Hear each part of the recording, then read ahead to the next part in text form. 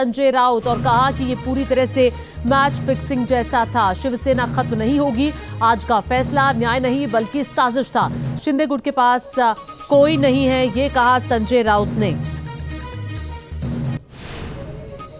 आज के जो शिवसेना के मालिक है मिस्टर शिंदे, जैसे नार्वेकर ने कहा, विधानसभा स्पीकर, उनकी उम्र क्या थी? क्या उनका जन्म हुआ था? अब वो शिवसेना के मालिक और बाला साहब ठाकरे जी की शिवसेना इतिहास जमा हो गई।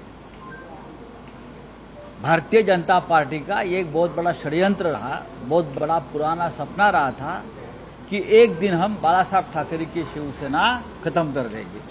तो आज का जो निर्णय है वो कोई फैसला नहीं है, वो कोई न्याय नहीं है, वो एक षड्यंत्र है। क्या शिवसेना सुप्रीम कोर्ट जाएंगे? देखिए, हम सुप्रीम कोर्ट जरूर जाएंगे। हम न्यायालय में हमारी लड़ाई जारी रहेगी। तो संजय राउत काफी नाराज दिखाई दे रहे हैं। ये फैसला नहीं बल्कि षड्यंत्र है और आगे वो सुप्रीम कोर्ट जाएंगे। देखिए, 2024 के लोकसभा चुनाव से ऐन पहले उद्धव ठाकरे को बहुत बड़ा सियासी झटका लगा है। महाराष्ट्र में विधानसभा अध्यक्ष राहुल नार्वेकर का फैसला आ गया। इसमें शिंदे गुट को ही असली शिवसेना करार दिया गया। एकनाथ शिंदे सीएम बने रहेंगे। किसी प्रकार का कोई सियासी संकट अब महाराष्ट्र में नहीं है। उनके पास 37 विधायकों का बहुमत है। नार्वेकर ने कहा कि उन्होंने ऐसा चुनाव आयोग के शिंदे की शिवसेना को असली शिवसेना के बताने के फैसले के आधार पर किया है। उद्धव ठाकरे के पास एकनाथ शिंदे को पार्टी से हटाने का अधिकार नहीं था और ये अधिकार सिर्फ पार्टी की राष्ट्रीय कार्यकारिणी के पास ही है। तो आज सबकी नजर महाराष्ट्र विधानसभा में लगी रही कि आखिर स्पीकर का फैसला क्या होता है। एकनाथ शिंदे गुट को बड़ी राहत स्पीकर की तरफ से दी गई।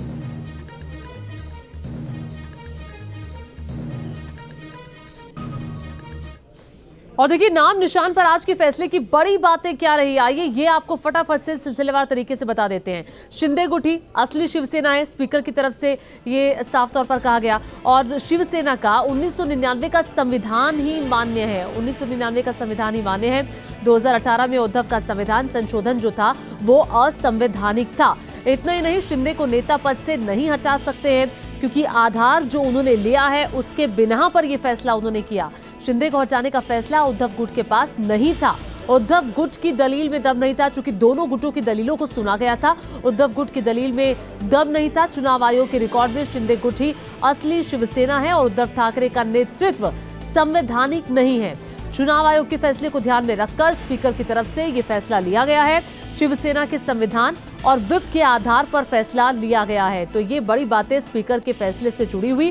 स्पीकर ने अपने फैसले में कहा कि सुप्रीम कोर्ट के मुताबिक दोनों गुटों ने पार्टी संविधान की अलग अलग व्याख्या की और इसीलिए पार्टी का वो संविधान मान्य होगा जो टूट के पहले दोनों पक्षों को मान्य था।